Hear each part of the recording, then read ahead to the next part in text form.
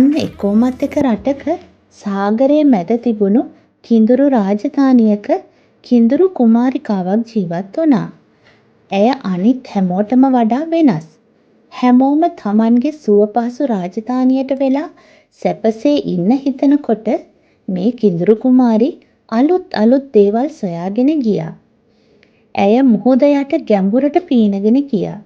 ඇගේ දීප්තිමත් මුහුදු කොළ පාට ඇස් කුතුහලයෙන් පිරීලා තිබුණා. ඇය දිලිසෙන මාළු කණ්ඩායම් එක්ක තරඟෙට පීනුවා. සිනිඳු දිලිසෙන පබළු එකතු කළා. ඒත් ඇයට හිතාගන්න බැරි එක දෙයක් තිබුණා. මේ මුහුදට ඉහළින් ලෝකය මොන වගේද? හැමදාම ඇය ටික ටික ඉහළට පීනලා මූදට ඉහළින් පෙනෙන ආලෝකය දිහා බලාගෙන ඉන්නවා. ඔන්න එක දවසක් ඈත මුහුදේ මුහුදු කොල්ලකරුවෙක්ගේ ලී නැවක් පේන්න තිබුණා. ඒ නැවේ මුහුදු කොල්ලකරුවෙක්ගේ දරුවෙකුත් හිටියා. ඔහු හැම මොහොතකම පැරණි සිතියම්, නිදන් සිතියම්, අද්භූත මාලිගා සිතියම් පරීක්ෂා කරමින් සිටින බව කිඳුරු කුමාරි දැක්කා. මේ වගේ එක දවසක් මුහුදු කොල්ලකාර දරුවා ඊටා විශේෂ සිතියමක් තියාගෙන හිටියා.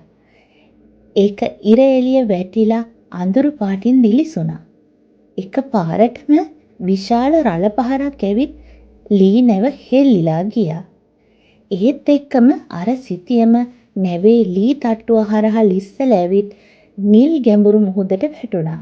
කුතුහලෙන් බලාගෙන හිටිය නිල් ඇස් දෙකක් මේ සිතියම දැක්කා. "ඔව්, කිඳුරු කුමාරි ඉක්මනින් එතෙන්ට පීනගෙන ආවා. ඇය මීට පෙර කවදාවත් එවැනි දෙයක් දැකලා තිබ්බේ නැහැ."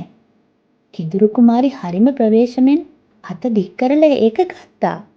ඒක ඇඳලා තියෙන රේඛා, හැඩතල, සංකේත කිසි දෙයක් ඇයට තේරුන්නේ නැහැ.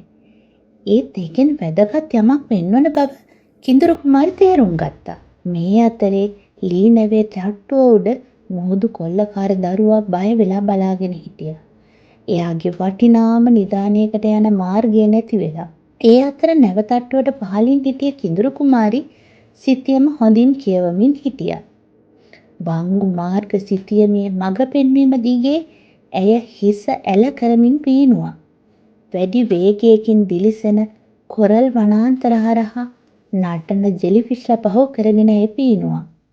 ටික ටික ඉදිරියට යන ඇයට සාගරය වෙනස් වෙන බව පෙනුණා. දීප්තිමත් වර්ණ හිමීට ගැඹුරු නිල් පායට හැරුණා. ජලය නිහඬ වුණා. අභිරහස් හඬක් ආවා. ඒත් කිඳුරු කුමාරි නතර වුණේ නැහැ. ටික වෙලාවකට පස්සේ හෙවණැල්ලක් වගේ යමක් ඇයට පෙනුණා. ඇයට ඉහළින් සෙමින් ගමන් කරන යමක් ඇය දුටුවා. ඇයට ඉහළින් මුහුදු කොල්ලකාර දරුවා ලී බෝට්ටුවකින් ඇවිත් ඉන්නවා. කිඳුරු කුමරියට හරිම සතුටුයි. ඇය දකින්න ආසාවෙන් සිටිය ලෝකය ඇය ඉදිරියට ඇවිත්. ඇයට තේරුණා මේ සිතියමේ අයිතිකරු ඔහු බව. කිඳුරු කුමාරි නතර වුණා. ඇයට තනියම ගිහින් නිදානය ලබා ගන්න පුළුවන්. ඒත් පුංචි මිතුරාව ඇය තෝරගත්තා. කිඳුරු කුමාරිය බෝට්ටුව යටට පිහිනලා ඒ හිමීට තල්ලු කරමින් බෝට්ටුවේ මාර්ගය වෙනස් කළා. පාවෙන මෝදු පැලෑටි තල්ලු කරලා ආරක්ෂිත සංසුන් තැනකට ලී නැව ගෙනාවා. ඉන්පස්සේ මුහුදු කොල්ලකරුවගේ ඉඟි අනුගමනය කරමින් ප්‍රවේශමෙන් ගමන් කළා. ගමන වඩාත් උද්‍යෝගිමත් වුණා. මුහුද අමුතු වර්ණ වලින් බැබළුණා. ජලය මායාකාරී විදියට දිලිසුණා. ටිකකින් විශේෂ දෙයක් වෙත ඇය ළඟා වුණා.